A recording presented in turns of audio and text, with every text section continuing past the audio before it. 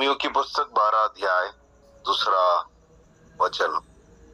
इस संसार के सदृश न बनो, परंतु तुम्हारे मन के नए हो जाने से तुम्हारे चाल चलन भी बदलता जाए, जिससे तुम परमेश्वर की भली और भावती और सिद्ध इच्छा अनुभव से मालूम करते रहो।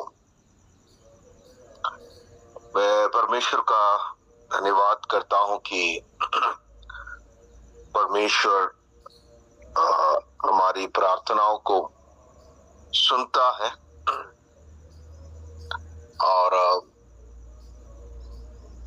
जो पिछले बार जब मॉर्निंग वॉच रिट्रीट हुआ था, वहां पर जो थीम था या जो कई बार जिक्र किया है कि प्रेयर चेंजेस मी, प्रार्थना मुझे बदलता है।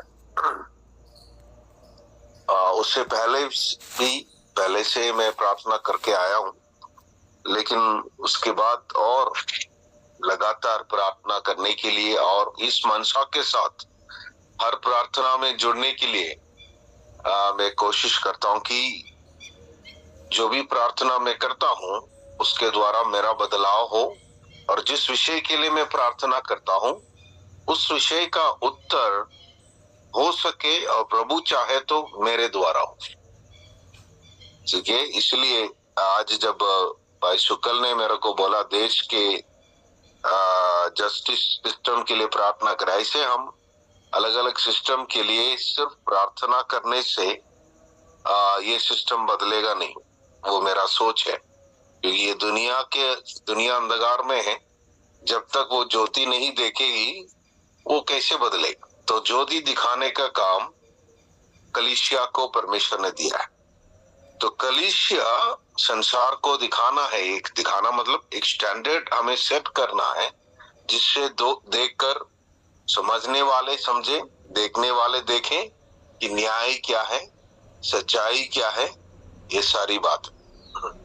तो हम जब प्रार्थना करते, प्रार्थना सिर्फ करने से ये मत सोचना कि ये प्रार्थना कोई मैजिक झड़ी है, हम 1000 दिन 2000 दिन देश के लिए प्रार्थना करने से देश अपने आप से बदलेगा नहीं।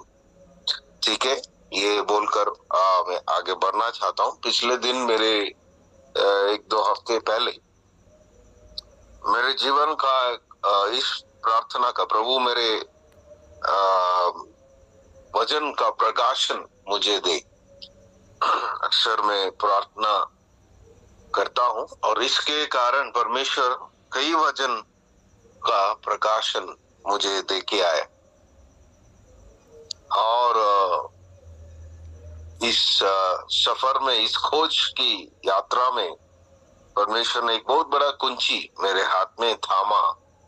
वो है कि ये समझने के लिए कि परमेश्वर की इच्छा को हम कैसे जाने। तो उस स्टडी के दौरान मैंने ये समझा कि परमेश्वर का एक मनुष्य से बात करने का एक भाषा होती है। हर एक मनुष्य से परमेश्वर उसी भाषा से बात करता। हम शायद ये सोचा आया होगा परमेश्वर मुझसे हिंदी में बात करते हैं, या किसी से मलयालम में बात करते हैं, या किसी से हरियाणवी में बात करते हैं, या इंग्लिश में बात करते हैं।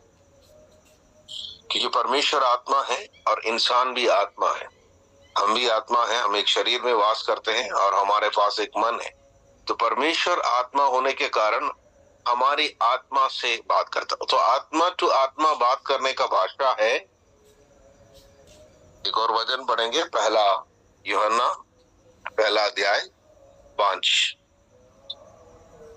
1 यूहन्ना 1:5, जो समाचार हमने उससे सुना और तुम्हें सुनाते हैं वो ये है कि परमेश्वर ज्योति है और उसमें कुछ भी अंधकार नहीं। तो परमेश्वर की भाषा ज्योति है। परमेश्वर ज्योति में बात करता है, लेकिन ज्योति हमें समझ नहीं आती। इंसान को समझ नहीं आते, लेकिन उसके लिए हमें समझाने के लिए एक ट्रांसलेटर को हमारे अंदर रखा है, वो है हमारा मन। ये आत्मा और शरीर के बीच में एक ब्रिज है हमारा मन। ये मन क्या करते हैं, आत्मा में जो बातें परमेश्वर हमसे करते वो हमें मन ट्रांसलेट करता है, लेकिन मन को भी ट्रेनिंग करना जरूरी है। मन को भी जितना समझे उतना ही वो क्या कर सकते हैं, हमें ट्रांसलेट करके देगी। ठीक है, हम भी सुन सुन के आया सुन हम भी जानते हैं कि अगर कोई ट्रांसलेटर इंग्लिश से हिंदी में ट्रांसलेट कर रहे हैं, अगर उसको इंग्लिश और हिंदी दोनों अच्छे तरह से मालूम नहीं है, वो उसका ट्रांसलेशन सही नहीं रहेगा। तो मन को परमेश्वर की भाषा भी समझ आना चाहिए, इंसान की भाषा की समझ। परमेश्वर की भाषा क्या है, प्रकाशन। वो कहाँ से मिलेगा, वचन से मिलेगा। तो इसीलिए ये वचन 12:2 में लिखा है, हम संसार के सदृश ना बनो, परंतु मन के नए हो जाने से, मन को नया करना वचन के द्वारा बहुत जरूरी है। क्योंकि जितना ये मन वचन के द्वारा नया होगा, परमेश्वर की इच्छा को, भाषा को हम समझ पाएंगे। अदरवाइज जो भी हमें समझ आती है, ये मत सोचना कि परमेश्वर की इच्छा है। वो हमारी कल्पनाएं हो सकती हैं, हमारी असम्पशंस हो सकते हैं, हमारा भी इमेजिनेशन हो सकता है। क्योंकि मन के पास इमेजिन करने का, कल्पना करने का ताकत है।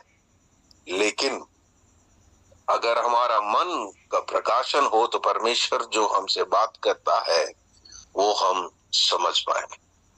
मतलब ये कुंजी जब मैंने सुना, मैं तब फिर से परमेश्वर से प्रार्थना करने के लिए शुरू किया, प्रभु मेरे प्राण की चंगाई दे। क्योंकि प्राण का एक बहुत बड़ा हिस्सा है मन। मेरा मन की चंगाई कितना जरूरी है, क्योंकि जितना मेरा प्राण नए होते जाएंगे, चंगे होते जाएंगे, उतना मैं परमेश्वर की इच्छा को समझ पाऊं। भली बात ही संडे नहीं, मंडे नहीं, टाइम टू टाइम। जैसे यीशु जब इस दुनिया में रह रहे थे, एक कंटिन्यूअस कनेक्शन परमेश्वर पिता के साथ यीशु का था। क्योंकि मैं कई बार सोच के आया हूं, समझने की कोशिश करके आया कि यीशु कैसे जिया होगा इस संसार में। जब जीते हैं, उनको कैसे ये हर सेकंड में परमेश्वर की इच्छा उनको कैसे मालूम हुआ होगा, क्योंकि हम भी उनके जैसे बनना है। और उस खोज में परमेश्वर ने ये आयत, ये सच्चाई, ये प्रकाशन मुझे दिया, और मैं बहुत बहुत आनंदित हुआ, खुश हुआ। प्रभु मुझे मालूम है कि ये प्रकाशन मेरे जिंदगी को बदलने वाला है। मैं 47 साल का हूं, अभी तक मैंने ठीक से इस वचन समझा नहीं, लेकिन अभी मैं देख रहा हूं कि वाह, कितना बड़ी बात इस वचन में लिखा, और कितनी जरूरत है कि हमें अपना मन का नया करना। क्योंकि जितना मेरा मन नया हो जाएगा, उतना मैं परमेश्वर की इच्छा को समझ पाऊं। तब से मैं प्रभु को धन्यवाद भी कर रहा हूं, अंदर से मैं बहुत आनंदित भी हूं। और मैं प्रार्थना करता हूं, प्रभु यस, हर पल, हर सेकंड में, हर कीमत में मेरा मन को नया करने के लिए मैं तैयार हूं। क्योंकि मैं जितना मेरा मन को नया करूं, उतना मैं आपकी इच्छा को समझ पाऊं। क्योंकि इन परमेश्वर हिंदी अंग्रेजी नहीं बोलते हैं, परमेश्वर की भाषा प्रकाश है, प्रकाश है, प्रकाश है। He is light। वो, हम ज्योति में रहते हैं, लेकिन वो ज्योति है। और तुम भी ज्योति बनो। तुम्हारे अंदर भी परमेश्वर वो ज्योति है, डाली है, लेकिन वो बाहर आना है। उसके लिए आपका मन का नया होना बहुत जरूरी है। नहीं तो, क्योंकि मन अगर अंधेरे में है, वो सारे प्रकाश को क्या करेगा, ब्लॉक करके रखेगा बाहर आने से।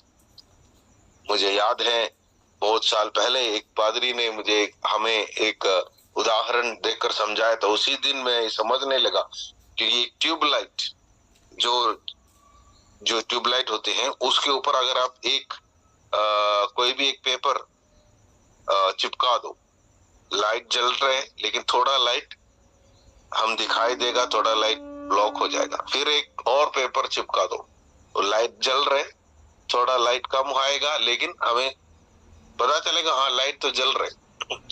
तीसरा पेपर लगा दो, चौथा पेपर लगाओ, एक टाइम ऐसा आएगा कि कोई लाइट का आपको पता नहीं चलेगा। उसी प्रकार आपका मन के ऊपर अंधकार लिपटा हुआ है, पाप लिपटा हुआ है, उसको उतारना जरूरी है, तब प्रकाश बाहर को आएगा। इसीलिए बोलते हैं कि सारी प्रार्थना उसके केंद्रित करो, हर एक प्रार्थना उसके लिए आपके हो जाएं।